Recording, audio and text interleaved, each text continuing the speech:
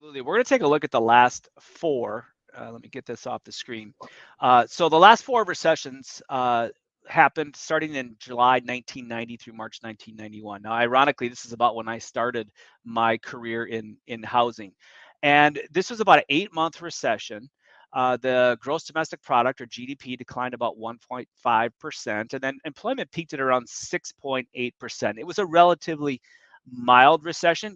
Did not have much impact on housing. And by the way, if those of you that have been around for a long time, if you remember, interest rates were around 8-9% at that time, so they were quite a bit higher than today. But housing was used to it at that point. We didn't have these low interest rates, and we pretty much powered through it without a whole lot of issues as related to housing. Now, the next one was the dot bomb recession. So, for those of you that are around in 2001, you remember two major things happened. One was we had the dot com collapse, or the tech collapse within the stock market. The other one, of course, was 9/11, where we were attacked. Again, very, very mild recession, probably the most mild recession that we've seen in the last four. GDP declined 0.3%, unemployment peaked at 5.5%. Again, not much effect in housing. And I remember when I was selling during that time, we actually did well. We did after 9/11, September 2001. We had growth during that time, so really didn't affect our local housing market.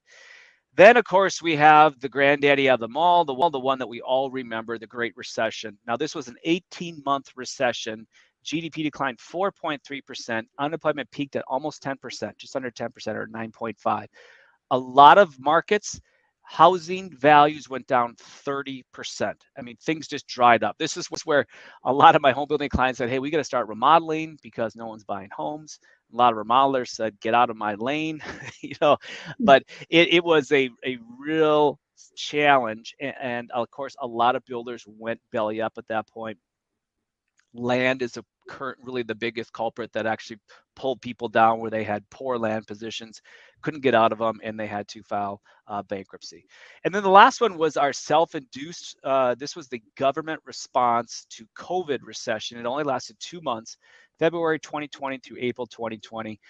The biggest, of course, issue there was unemployment went from 3.5% to 14.7%. However, by the end of 2021, it was back down to under 4. Obviously, these businesses that were forced to close were able to open up, and we went through the rehiring process. But as far as GDP and all that, it really didn't affect that.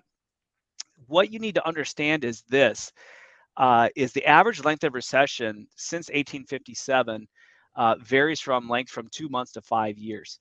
The average recession is 17 months. The last 6 recessions since 1980 have lasted less than 10 months on average. So I think what we're looking at here, if you're going to prepare for a recession, what this tells us is that you should be prepared for a 10 to 17 month downturn in your local housing market. And not every market is going to come out of recessions evenly.